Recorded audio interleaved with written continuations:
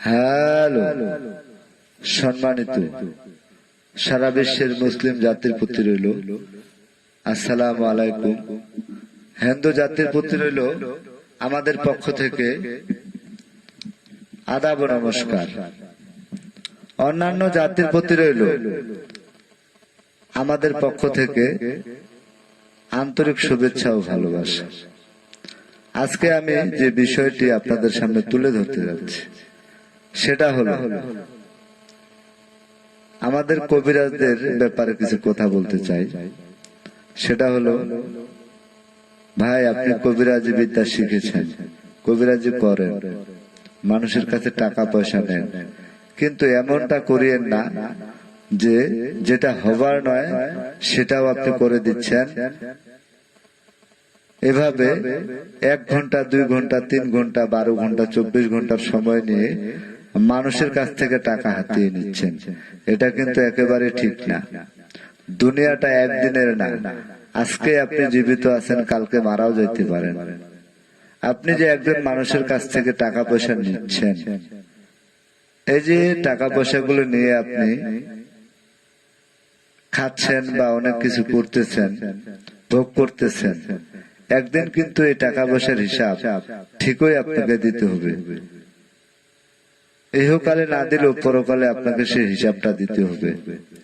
আপনি মৃত্যুর পর একজন ব্যক্তির কিছু টাকা পয়সা খেয়েছেন, সেটা কিন্তু হাসরের ময়দানে আপনাকে ছাড়বে না, আর সেই ব্যক্তি আপনাকে মাফও করবে না। কেননা আপনি তাকে কাজের কথা বলে টাকা নিছেন, তারপরে যতটুকু সম্ভব যেভাবে সম্ভব চিট করেছেন।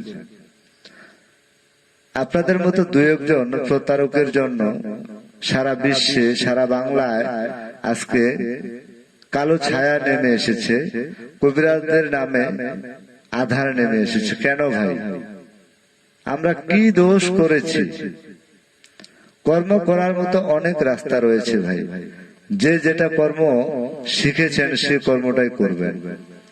অযথা মানুষের কাছ থেকে টাকা পয়সা নিয়ে মিথ্যা কথা বলে, কিরা কসম কেটে, পিরিতের আলাপ করে মজার মজার কথা বলে টাকা নিচ্ছেন। তারপরে এই যে চিট করতেছেন, মোবাইল নাম্বার বন্ধ অথবা ব্ল্যাক লিস্টে অথবা মোবাইলটাই বন্ধ, এটা কিন্তু ঠিক না। আপনি অনেক কবিরাজ তো প্রতারক, সেটা আছে। আমাদের কিছু কবিরাজ আমরা রয়েছি, আমি কিছু কিছু কাজ পারি, কিছু কিছু তদবির বা চিকিৎসা বা যে ভাষায় আপনি বুঝেন না কেন, যেটা পারি সেটা তো করতে পারি।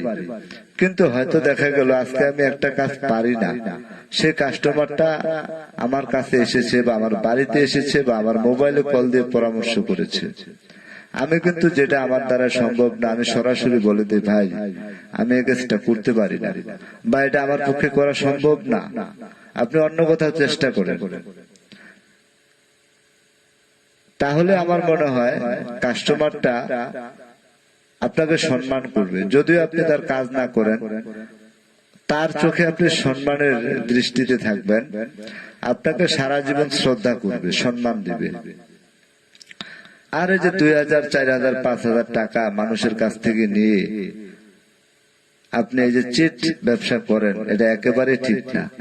আপনি যে কাজটা পারেন, লিগালে বাস্তবে যে কাজটা পারেন, আপনি সেটার জন্য 10 টাকার জায়গায় কাস্টমারের কাছে যদি 20 টাকাও নিয়ে থাকেন, তারপরেও সেটা মেনে নেওয়া যায়। আমি আপনার কাজ করে দিচ্ছি, 10 টাকার জায়গায় 20 টাকা নিচ্ছি, আপনার ভালো লাগছে, আপনি আমাকে টাকা দিচ্ছেন, সেটা মেনে নেওয়া যায়। কিন্তু এমনটা না যে টাকা পয়সা নিলেন, কোনো কাজই করলেন না, বিভিন্ন রকম কৌশল অবলম্বন করে চিট করলেন।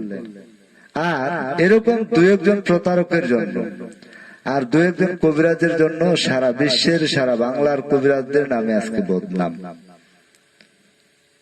আপনার কাছে আমার অনুরোধ থাকলো, ভাই এই ধরনের চিট ব্যবসা ছেড়ে দেন। আপনি যেটা পারেন সেটাই করেন, যেটা পারেন না সেটা পারি বলে কারোর সাথে কথা দিয়েন না। বেশি কিছু আমি বলতে চাচ্ছি না, কারণ আমি একজন সাধারণ কবিরাজ, ছোট্ট কবিরাজ।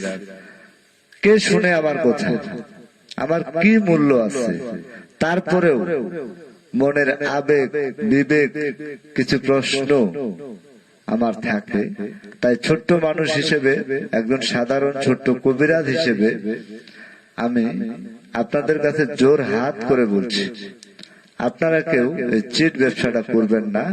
আপনি যতটুকু কর্ম শিখেছেন তার ভিতরেই থাকেন। এমনও প্রমাণ আছে যে আপনি লিগালে যদি ব্যবসা করেন, সঠিক তদবির দিয়ে থাকেন, একটা তদবিরের উপর বা একটা কর্মের উপর আপনি অনেক সফলতা পেতে পারেন, যদি সেটা হালাল হয়, বৈধ হয়। আর যদি আপনি বেহালাল অবৈধ ব্যবসা বা কর্ম বা জীবিকা অর্জন করেন, তাহলে যত টাকাই আপনি ইনকাম করেন না কেন, আমাদের গ্রামের ভাষায় একটা প্রথা রয়েছে, চোরের বাড়িতে কোনোদিন নাকি বিল্ডিং উঠে না। আরেকটা কথা রয়েছে, চোরের 10 দিন, গৃহস্থের 1 দিন। যাক, আর বেশি কথা বলে আমি কারো মনে কষ্ট দিতে চাই না। সারা বিশ্বের যত ধর্মের, যে কোনো ধর্মের, যে কোনো ধরনের কবিরাজদের সকলের প্রতি আমার রইল আসসালামু আলাইকুম। এবং সবার প্রতি আমার অনুরোধ থাকলো, আপনি নিজেও ভালো থাকুন, সুস্থ থাকুন, আরেকজনকে ভালো থাকার জন্য সহযোগিতা করুন। আর একজনের জন্য যেন 10 জনের বদনাম না হয়, এই সমস্ত কবিরাজের প্রতি থেকে যেন আস্থা উঠে না যায়। এই জন্য আমি এত কথা বললাম। আমার কথাবার্তায়, চাল চলনে যদি কেউ আঘাত পেয়ে থাকেন, তাহলে ক্ষমার দৃষ্টিতে দেখবেন, ভুল ত্রুটি মার্জনীয়। খোদা হাফেজ।